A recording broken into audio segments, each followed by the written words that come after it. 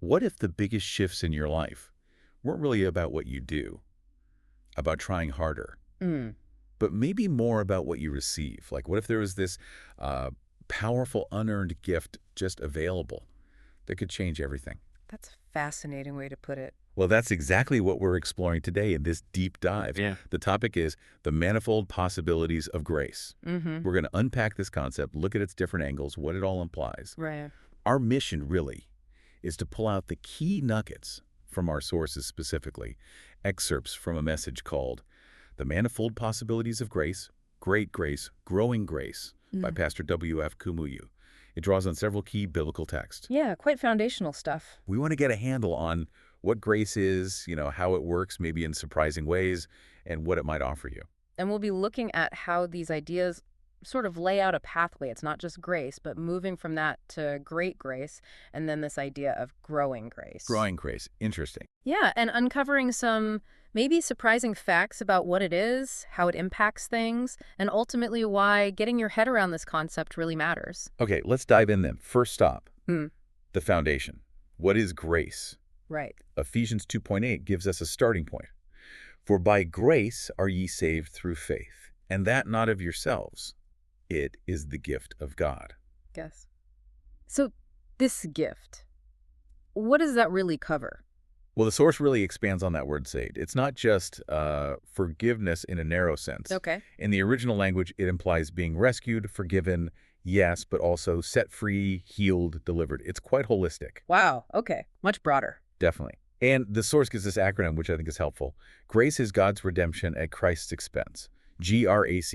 God's redemption at Christ's expense. Yeah, and the analogy used is pretty clear. Yeah. If you need something badly, say a commodity, but you just don't have the money, the resources, Right. and someone else steps in and just pays for it completely, you get it, but at their expense. Yeah. That's how the source explains receiving blessings from God. It's by grace, entirely at the expense of Christ. He covered the cost. So it's completely unearned on our part. Completely. For salvation, healing, deliverance, the payment's already made. Okay, so that's grace. But the verse also mentions through faith. The source brings in another acronym here. Forsaking all, I trust him. FAITH. Mm-hmm. How do these two concepts, grace and faith, work together? Is it like one comes first? Or They're intrinsically linked. You can't really have one activate without the other, according to this view. Correct. The idea is once you forsake your own efforts, your own trying, your abilities, your strength, and you actually trust in the Lord. Right, that forsaking all. Exactly. That's when grace and faith connect. And the source says when they connect, they give birth to salvation, to miracles. So it's a dynamic thing. Very dynamic. It explicitly states grace and faith are never barren. Never barren. Anywhere you see grace and faith in operation, there are always remarkable fruits. So it's not just that grace exists, but your trust, your active reliance is what makes it operational, what produces results in your life. Like flicking a switch almost. Sort of, yeah. Faith is the conductor, maybe. It allows the power of grace to flow. So for you, the listener, this means any blessing from God, it's received by grace, not something you have to earn or deserve first. That's the foundational truth here. A huge weight off if you really grasp it. Okay, building on that foundation, grace isn't just about forgiveness, as you said. It actually elevates us. Let's get into what the source calls the marvelous provision of God's grace. How does this gift change our actual state? Yeah, this is where it gets really interesting. Ephesians 2, verses 5-8 again. It says, even when we were dead in sins, hath quickened us together with Christ. Quickened, like made alive. Exactly. Given new spiritual life, vitality, right there with Christ. And it reiterates, by grace you are saved. Right. And it's crucial. The source stresses that works, resolution, self-punishment, and water do not save us. None of our own doings achieve this. So forget trying to earn it through rituals or self-effort. Forget it. The message is, Christ already paid. Full stop. For salvation, healing, deliverance. Done. And the source makes this really striking statement about elevation. He has raised us up from condemnation, powerlessness, and impotence. As we sit in heavenly places with Christ Jesus, we are no longer under the dominion of sin, Satan, and evil spirits. That phrase, sit in heavenly places. Yeah. What does that mean practically for someone facing struggles right now? It's a powerful image of a changed status, a changed reality. The source paints him as our pilot on the flight to eternal and abundant life. Okay, a pilot. guiding us. And because we are positioned far above all principalities and powers, think spiritual forces, negative influences, oppressive systems, Oh, yeah. the source says the power of the tyrants cannot reach us anymore. It's like you've been lifted out of their jurisdiction. So it's not just a future hope, but a present reality. That's the implication. No stone or suffering from evil people can reach the heavenly places because we have escaped from their terrain. You're operating on a different plane. Wow. And here's the direct instruction that follows from that. Stop your self-punishment and trials at salvation. Stop trying to pay again for what's paid for. Exactly. Because two people cannot bear the punishment of sin, Jesus paid it all when he cried, "It is finished." It's an invitation to fully accept that freedom, that elevation. That's incredibly liberating if you really take it on board. Mm-hmm. Now, what about Paul's story? 1 Timothy 1 mentions him being a blasphemer and a persecutor and injurious, yet he says, "But I obtained mercy because I did it ignorantly in unbelief." This idea of mercy for the, well, frankly, undeserving, it seems quite radical. It is radical, and the source really leans into that. God gives mercy to the undeserving. And notice the word, they obtain it. Obtain, not attain. Right. You don't climb a ladder to get it. You don't achieve it through effort. You receive it, obtain it. Like finding a treasure you didn't work for. Pure gift. A pure gift. And it's not exclusive. Titus 2 is quoted, "The grace of God appears to all men." All men. Yes, from all walks of life, educated, illiterate, rich, poor, old, and young. It cuts across every human category. No background, no past actions disqualify you from receiving this grace. So just to recap this part, Yeah. this isn't merely forgiveness, it's a complete lift, an elevation, putting you beyond the reach of those negative forces. Correct. And it's freely available to everyone. No exceptions based on who you are or what you've done. That's the marvelous provision being described. Pretty amazing, really. It really is. Okay, so if that's the provision, what about the power? Let's move to the next dimension. The miraculous power in great grace.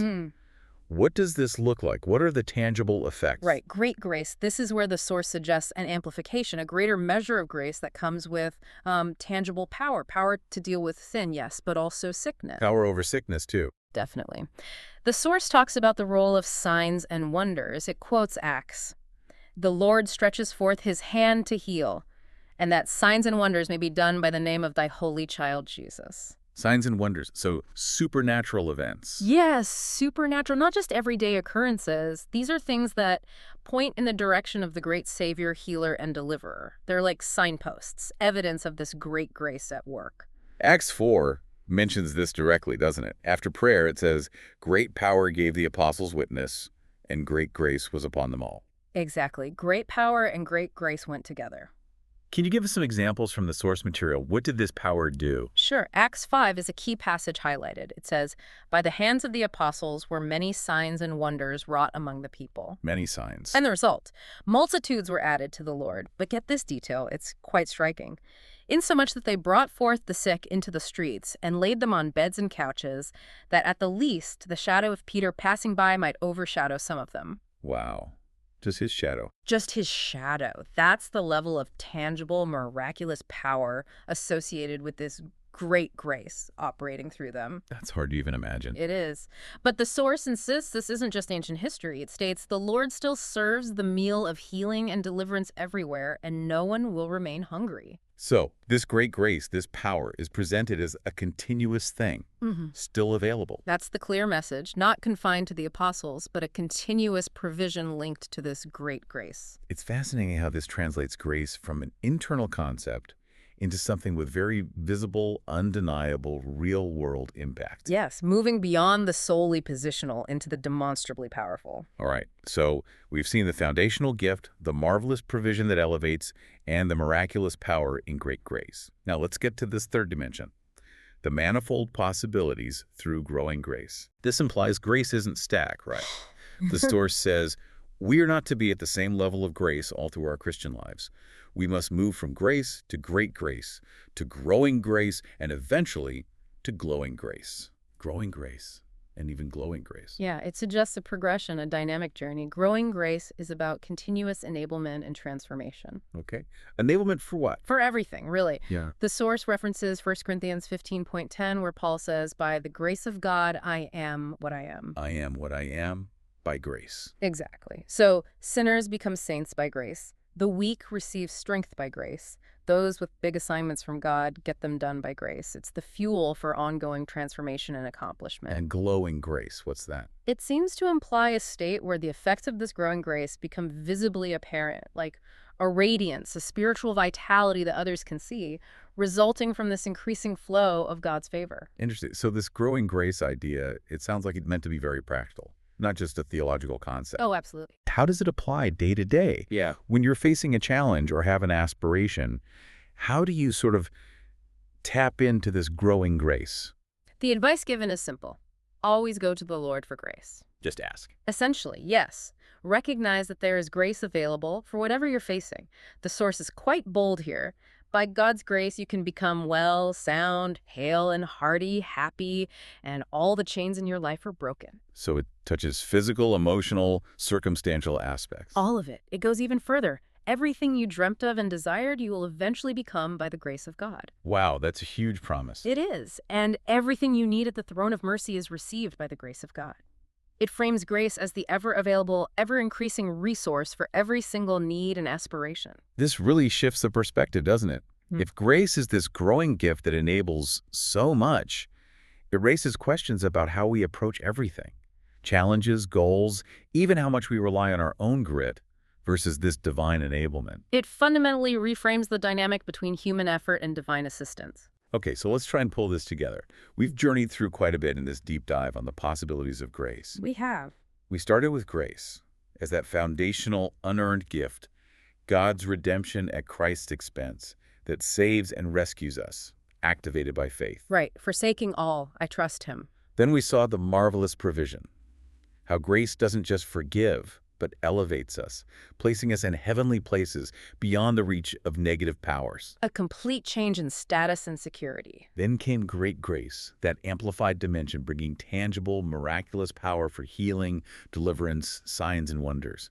Not just history, but presented as ongoing. Real-world demonstrations. And finally, this idea of growing grace, that grace isn't static, but increases, enabling us to continuously overcome, achieve, and become all we're meant to be, even leading to glowing grace. A dynamic, progressive journey fueled by unearned favor. Now, stepping back and looking at the bigger picture presented in the source material, this isn't just theology for its own sake, is it?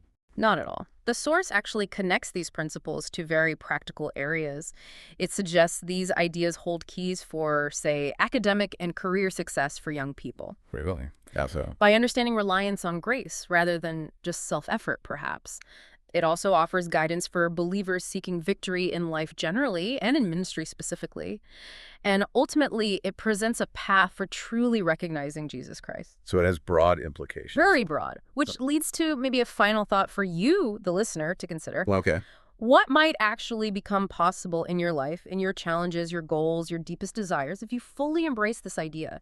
The idea that transformation, overcoming obstacles, achieving things, it's not solely down to your own limited effort and strength, Right. but that there's this infinite unearned gift available, a gift that actually grows and gets stronger the more you trust and rely on it. What could change if you leaned into that possibility?